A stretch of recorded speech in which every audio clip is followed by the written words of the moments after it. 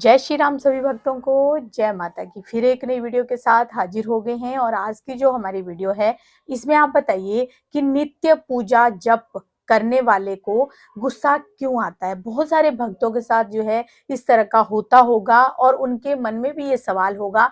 तो आज की वीडियो इसी विषय पे है, हमारे साथ अंत तक बने रहिए, तभी आपको सारी वीडियो समझ में आएगी। अगर वीडियो अच्छी लगती है तो लाइक करें, शेयर करें, कमेंट करें। चैनल पे पहली बार देख रहे हैं तो चैनल को जरूर सब्सक्राइब करके रखिए ताकि आप तक जो वीडियो की नोटिफिकेशन सबसे पहले ही पहुंच जाए। चलिए शुरू करते हैं आज की वीडियो। जय श्री राम जी। जय श्री राम, जय श्री बालाजी महाराज। बजरंग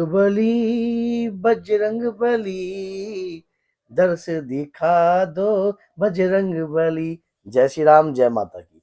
देखिए, मन में आ रहा था, भजन गाने का मन कर रहा था आप सभी भक्तों के साथ, तो सुना दिया। सुना दे।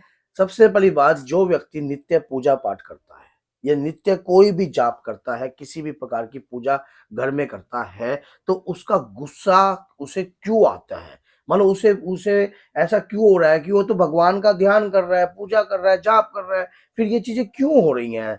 क्यों हो रही हैं ये मेरे साथ? ऐसा क्यों हो रहा है मेरे साथ कि मैं पूजा करता हूँ? ऐसा क्वेश्चन होगा आपका भी।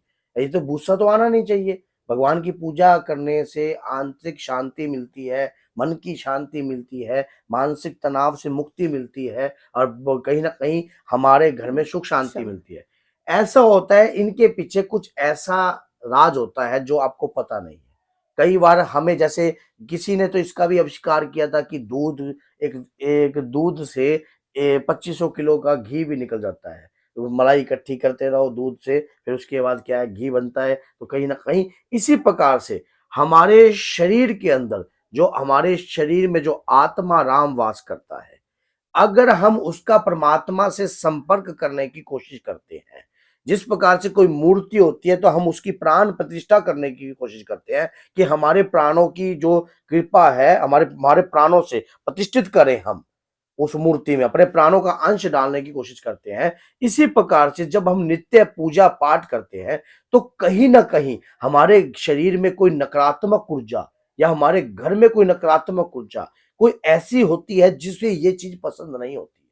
और जैसे ही आपने जप स्टार्ट कर दिया, जैसे ही मंत्र का जाप स्टार्ट कर दिया, जैसे ही आपने घर में कोई सुंदरकांड का पाठ स्टार्ट कर दिया, कोई घर में मांगलिक कार्य स्टार्ट कर दिया, आपके घर में ऐसा कलह मच जाता है, ऐसा क्रोध उत्पन्न होता है। या जैसे ही आप पूजा करने बैठ गए तो कहीं ना कहीं आपकी पत्नी के सिर पर आपको दो ताने की बातें सुना दे रही कि आपको, क्योंकि आप, कई बार यह भी होता है कि भगवान की पूजा इतनी कर देते हैं, इतनी कर देते हैं, तो भगवान भी स्वयं अपने भक्त की परीक्षा लेने लग जाते हैं कि ये छोटे छोटे क्रोधों पे अंकुश लगाता है या नहीं, छोटी छोटी बातों पे अंकुश लगाता है या नहीं, या चिल्लाने पे अंकुश लगाता है नहीं। तो ऐसी ही अगर आपकी पत्नी कर रही है तो आपके पति आपको ऐसे करेंगे।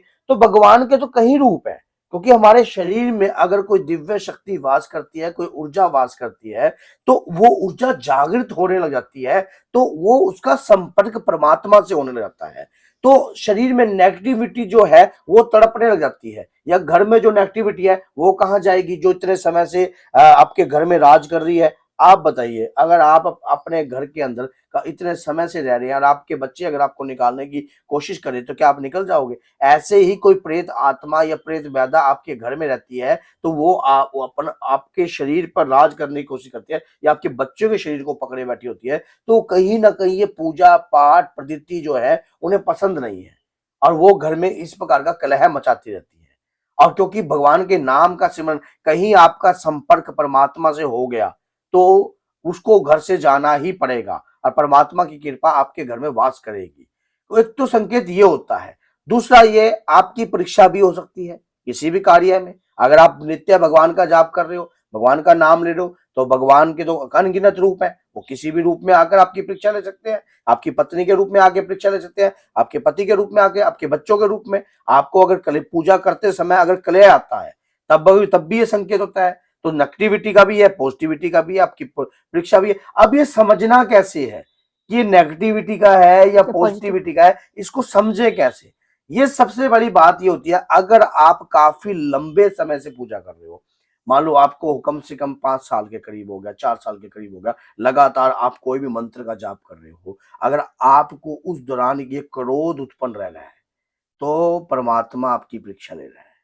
अगर आप थोड़े समय से ही पूजा करने लग गए हो, मान लो साल से 6 महीने से, तो कोई और उसी दौरान से जब से पूजा स्टार्ट करी है कोई ऐसी चीज आपके घर में वास कर रही है या पहले से ही वास कर रही है या बाहर से लगी है, तो वो कहीं ना कहीं अब आपके मन में ये संदेह भी उत्पन्न होगा कि अगर हम भगवान की पूजा कर रहे होते हैं तो चीज हमारे साथ कैसे लग जाती है। चीज लगती है कर्म के साथ। आपके कर्म जिसके साथ जुड़े होंगे, जिस आत्मा के साथ कर्म होंगे, अभी मेहंदीपुर बालाजी जाते हैं, वहां बहुत सारी आत्मा खेलती हैं, कोई किसी के साथ आत्मा ऐसे थोड़ा लगती है, वो तो कर्म का जुड़ाव है।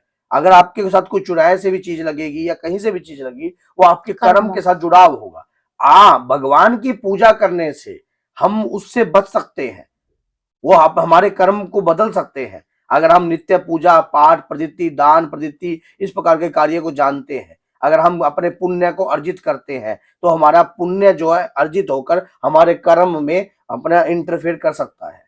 अगर हमने अपना पुण्य अर्जित कर लिया, दान करते हैं, अपने माँ बाप की पूजा कर रहे हैं, अपने माँ बाप की भी सेवा कर रहे हैं, या छोटे छोटे जो भी कई बार कार्य करते हैं, माँ बाप की अगर हम सेवा करते हैं, वो भी एक पूजा मानी जाती है। कभी आप सोचो, वो भी एक पूजा का अधिकार है, आपका अधिकार है उसके ऊपर पूरा। इसी प्रकार से अगर आप नित्य पूजा पाठ कर रहे हो, अगर क्रोध उत्पन्न होता है, तो कुछ ऐसे संकेत हैं ये जो आपको कहीं ना कहीं भगवान से जुड़ने से रोक रहे हैं, या परमात्मा स्वयं आपकी परीक्षा लेने को हो रहा है। तो बोलिए जय सीताराम, जय श्री बालाजी मां, जय माता।